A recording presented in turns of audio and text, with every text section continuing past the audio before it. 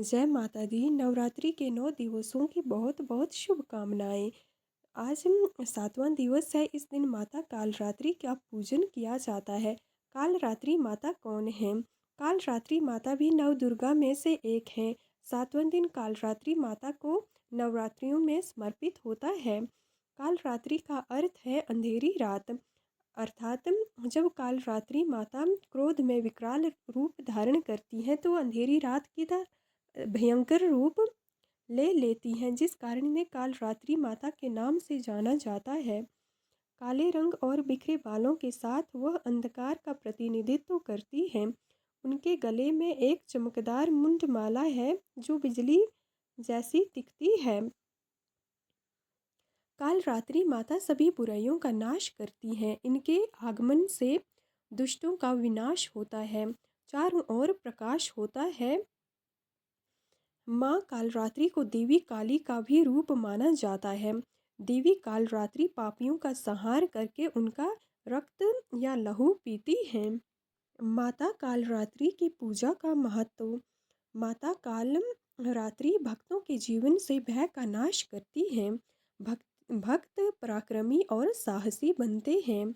भक्तों के जीवन में समस्याओं का निदान होता है और इनमें समस्याओं से लड़ने की अद्भुत क्षमता का विकास होता है।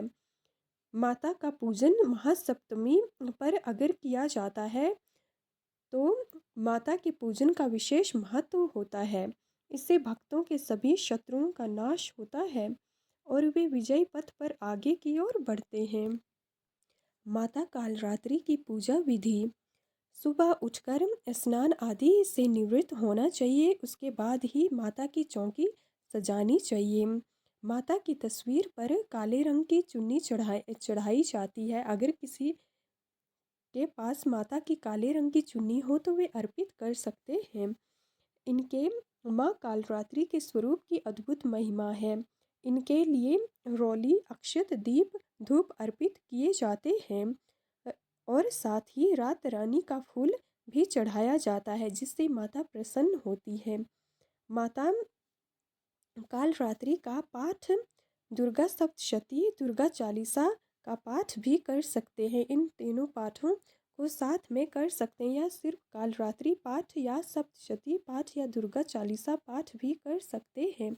यही इनकी पूजा की विधि है। माता कालरात्रि के भोग एवं प्रसाद।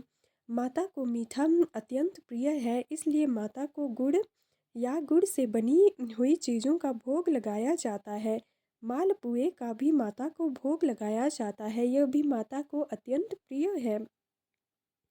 माता को मीठा भोग इसलिए लगाया जाता है ताकि माता अत्यंत क्रोध में रहती हैं और मीठा खिलाकर ही इनको शांत और प्रसन्न किया जा सकता है, ऐसा माना जाता है। इस प्रकार मीठा भोग लगाने से माता की कृपा इनके भक्तों पर बनी रहती है। माता कालरात्रि के लिए पूजा के लिए 7वां दिन रखा गया है, क्योंकि ये पराक्रम को निर्धारित करता है और पाप का नाश करता है, इसलिए इनको 7वां दिन समर्पित किया जाता है। 7वें दिन माँ कालरात्रि का पूजन किया जाता है। इन्हें माँ कालरात्रि को काली माँ के रूप में भी पूजा जाता है। इन्हें काली माँ भी कहा जाता है। इनका रूप बहुत ही विकराल है, इसलिए माता दुर्गा का 7वां अवतार माता कालरात्रि को माना जाता है और यह 7वां अवतार माता कालरात्रि का धरती पर पापियों का संहार करने के लिए लिया गया है। माता कालरात्रि की पूजा में रानी का फूल चढ़ाना शुभ माना जाता है, तो इनके साधक इन्हें रानी के फूलों से भी प्रसन्न करते हैं। साथ ही इन्हें कालरात्रि माता को गुड़ से बनी चीज़ों या मालपुए का भोग लगाया जाता है, जिससे माता प्रसन्न होती हैं। क्या है महासप्तमी? महासप्तमी माता कालरात्रि के दिवस को कहा जाता है, अर्थात नवरात्रि के 7वें दिवस को महासप्तमी कहा जाता है। इस दिन माता कालरात्रि का पूजन किया जाता है।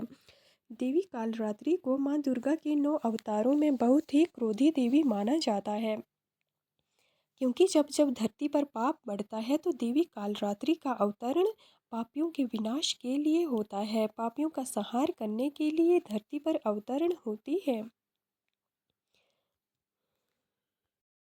काल रात्रि माता के पूजन के बाद इनका एक मंत्र भी बोलना चाहिए, जो है या देवी सर्वभूतेषु माँ काल रात्रि रूपेण संस्थिता नमस्तस्यै नमस्तस्यै नमस्तस्यै नमो नमः। या देवी सर्वभूतेषु माँ काल रात्रि रूपेण संस्थिता नमस्तस्यै नमस्तस्यै नमस्तस्यै नमो नमः।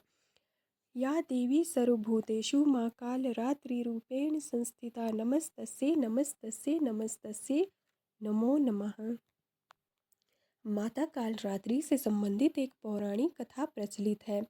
ऐसा माना जाता है कि एक बार जब शुंभ और निशुंभ का अत्याचार बढ़ गया तो माता दुर्गा ने महाकाल रात्रि का रूप धारण किया, जिन्हें महाकाली के रूप में भी पूजा जाता है।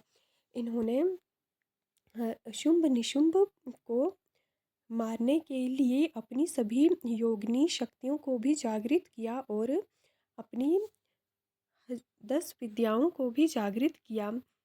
हजारों करोड़ों देवियों को जागृत करके इन्होंने शुंभ और निशुंभ दैत्यों के साथ युद्ध किया। इन दैत्यों के पास बहुत बड़ी सेना थी, जिनसे युद्ध करने के लिए इन्होंने अपने ही समान स्वरूप अनेक देवियों को प्रकट किया, जिन्होंने इन दैत्यों का नाश किया। इनसे संबंधित और भी बहुत सारी पौराणिक कथाएं हैं। ऐसा माना जाता है कि जब जब भी दुष्ट या अत्याचारी राक्षस हुए तो इन्होंने काल रात्रि का रूप लिया और उनका विनाश किया। एक कथा रक्त बीज से भी संबंधित है। ऐसा माना जाता था कि रक्त बीज नाम का एक बहुत ही भयंकर राक्षस था, जिसे मारना सबके लिए असंभव था, क्योंकि जब भी उसे मारने की कोशिश करते थे तो उसके शरीर से निकलने वाली एक एक खून की बूंद से एक और रक्त बीज बन जाता था। तो ऐसे में माता ने बहुत प्रयत्न किया, परंतु ये रक्त बीज को समाप्त नहीं कर पाई। फिर इन्होंने काल रात्रि का रूप लिया और अपने एक हाथ में कटोरा और एक हाथ में तलवार के समान एक अस्त्र लिया और रक्त बीज के पीछे भागी और बार बार रक्त बीज पर इस अस्त्र से प्रहार करने लगी, जिससे रक्त बीज घायल होता गया। जैसे जैसे रक्त बीज का रक्त गिरता तो माता अपने कटोरे में सारा रक्त भर लेती, एक बूंद भी ये पृथ्वी पर नहीं गिरने देती हैं। सारा रक्त अपने एक कटोरे में एकत्र कर लेती हैं।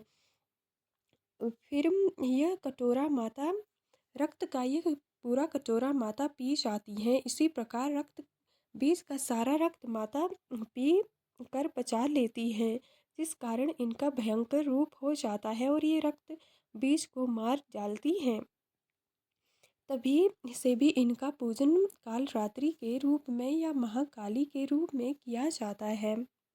परंतु माता इतने पर ही शांत नहीं हुई। रक्त बीज के मारे जाने पर ये उनकी सेना में तबाही मचा देती हैं, सभी राक्षसों को पल में मार गिराती हैं।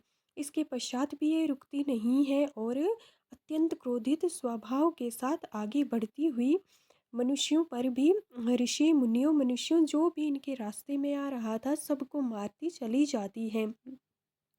सभी देवता चिंतित हो जाते हैं, क्योंकि इससे तो सृष्टि का विनाश होने के कगार पर आ गया था। तो सभी देवता मिलकर भगवान शिव के पास पहुंचते हैं और माता कालरात्रि के स्वरूप का वर्णन करते हैं और भगवान शिव से सारी बात बताते हैं कि इनके क्रोध को अब हे शिव आप ही शांत करते सकते हैं।